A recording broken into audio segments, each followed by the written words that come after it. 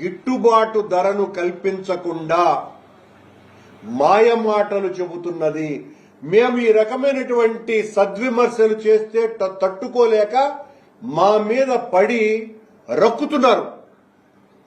ఈరోజు కూడా ఎవరో ఒక నాయకుడు చెప్పినాడు, ఆడెవరో వైఎస్ఆర్సీపీకి సంబంధించినటువంటి వ్యక్తిదే ఫ్యాక్టరీ ఉన్నది, ఆయన ఎంత ఇస్తున్నాడు, ఆయన ఎంత ఇచ్చినా మేం ప్రజల పక్షాన నిలబడి పోరాడతామే తప్ప వైఎస్ఆర్ పార్టీనా మరొక పార్టీనా అన్నటువంటిది కాదు. ఇక్కడ రైతుకు మేలు జరగాల, రైతుకు గిట్టుబాటు ధర ప్రభుత్వం కల్పించాలా, ఆ ప్రభుత్వం కల్పించాల్సినటువంటి బాధ్యతను విస్మరించినందుకు మా నాయకుడు ఆ రైతులను పరామర్శించి ఈ ప్రభుత్వం మెడలు వంచటానికి వచ్చినారు.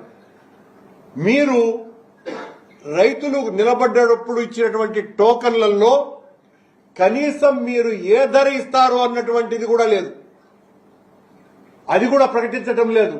వాళ్ళు ఎవరు ఈ ఫ్యాక్టరీ యజమానులు మీకు ఎంత ధర ఇస్తున్నాము అన్నటువంటిది కూడా లేదు. పాపం రైతులు కూడా ఈ మామిడి వదులుకుంటే చాలరా అనేటువంటి బాధలో వాళ్లు ఉంటే దాన్ని ఏ రకంగా దోపిడీ చేయాలని చూస్తున్నారో చాలా స్పష్టంగా తెలుస్తున్నది. వందల వేల హెక్టార్లలో, లక్షల హెక్టార్లలో మామిడి రైతుల యొక్క వేదన ఇది. ఈ మామిడి రైతుల వెతలు తీర్చాల్సినటువంటి ప్రభుత్వం పూర్తి నిర్లక్ష్యంగా వ్యవహరిస్తున్నది. మా నాయకుని పర్యటన మీద నిర్బంధాలు చేయటానికి ప్రయత్నం చేస్తున్నది, మామిడి రైతులను బెదిరిస్తున్నది. వైఎస్ఆర్ కాంగ్రెస్ పార్టీ నాయకులందరి మీద క్రిమినల్ కేసులు బనాయిస్తున్నాము అని లీకులు వదులుతున్నది. ఆ మామిడి రైతులకే ఈ రకమైనటువంటి హెచ్చరికలు చేస్తున్నది. మీరు ఎన్ని హెచ్చరికలు చేసినా, ఎన్ని భయాలు పెట్టినా జగన్మోహన్ రెడ్డి గారి పర్యటన ఎట్టి పరిస్థితుల్లోనూ ఆగదని చాలా స్పష్టంగా ఇంతకుముందు చిన్న కాగితంలో చూపించాను. ఈ 12,750 అన్నటువంటి ఫైన్ ఈ టీ కుమార్ అన్నటువంటి రైతుకు ఫారెస్ట్ డిపార్ట్మెంట్ వాళ్ళు వేసినటువంటిది 16 చెట్లు. ఆయన నిజానికి పాపం ఆ ఫారెస్ట్ వాళ్ళు నిర్బంధించకపోతే అన్ని చెట్లు కొట్టుకొని ఉండేవాడు. ఇప్పుడు ఆయనకు అన్ని చెట్లు కొట్టుకునే అవకాశము కల్పించలేదు. మళ్లీ 16 చెట్లు కొట్టినందుకు ఫైను వేసినారు. ఇక నా బతుకు ఎట్లా అని ఆ రైతు ఆక్రందన అంతా ఇంత కాదు. ఇది పరిస్థితి ఈ ప్రభుత్వంలో. మీరు ఇలా బెదిరించినా జగన్మోహన్ రెడ్డి గారి పర్యటనను ఆపలేరు, ప్రజా సముద్రాన్ని కూడా అడ్డుకోలేరు. జగన్మోహన్ రెడ్డి గారు వస్తున్నారంటే మేమేదో సమీకరిస్తున్నాము అని మీరు ప్రచారం చేసుకోవాల్సిందే తప్ప జగన్మోహన్ రెడ్డి గారు ఈ రాష్ట్రంలోనే అత్యంత ప్రజాకర్షణ, ప్రజాదరణ కలిగినటువంటి నాయకుడు. ఆయన పర్యటనకు వచ్చినప్పుడు ఎక్కడైనా కూడా రాష్ట్రంలో వేలాది మంది ప్రజలు తరలి రావటం జరుగుతుంది. ప్రభుత్వం, ముఖ్యంగా పోలీసు అధికారులు ఆయనకు భద్రత కల్పించాల్సినటువంటి బాధ్యత మీ మీద ఉన్నది.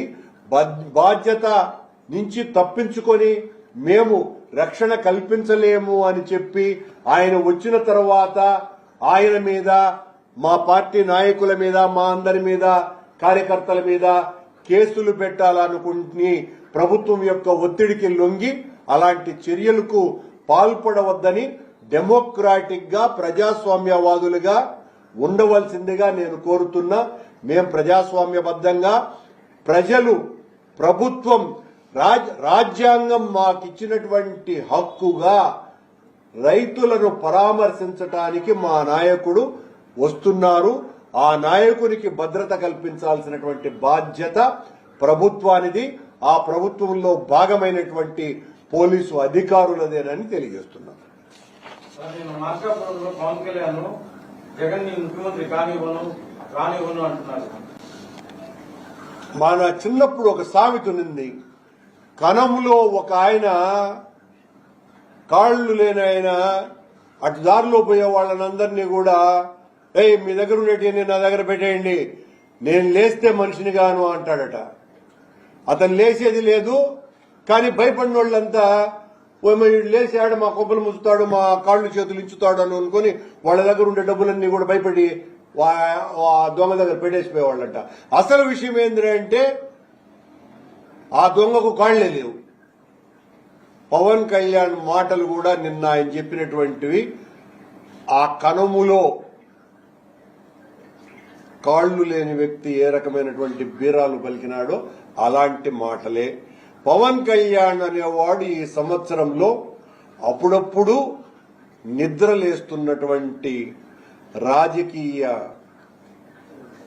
బుసలు కొట్టేటువంటి ఒక సర్పం లాంటి వాడు. మీరు జాగ్రత్తగా గమనిస్తే పాపం ఆయన 3 నెలలకు 4 నెలలకు ఒకసారి లేచి ఇలాంటి మాటలు చెప్పి ఆ తర్వాత వెంటనే మళ్లీ సుషుప్తి అంటే నిద్రలేకి జారుకుంటారు. కనుక మేము పవన్ కళ్యాణ్ గారి మాటల్ని చాలా సీరియస్ గా తీసుకొని ఆ కనుమలో ఆ కాళ్లు లేని వాడిని చూసి దారిన పోయే బాటసారులు భయపడినట్టుగా భయపడేటువంటి పార్టీ మా పార్టీ కాదు.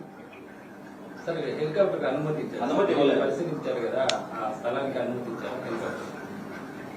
మీకు తెలుసును ప్రభుత్వం ఎలా వ్యవహరిస్తుంది జగన్మోహన్ రెడ్డి గారి పర్యటనల మీదనని. ఇప్పటికే మేము 2 సార్లు కలెక్టర్ గారిని రిక్వెస్ట్ చేయటం జరిగింది, ఆయనకు పర్మిషన్ లెటర్లు కూడా ఇవ్వటం జరిగింది. వేచి చూస్తున్నాం. వాళ్ళు పర్మిషన్ ఇచ్చినా ఇవ్వకపోయినా జగన్మోహన్ రెడ్డి గారు రావటం తథ్యం. ఎవరున్నారు? ఉండొచ్చు, ఇవ్వకపోతే పెద్దిరెడ్డి గారు చెప్పింది కరెక్ట్, వస్తారు, వచ్చేది గ్యారెంటీ.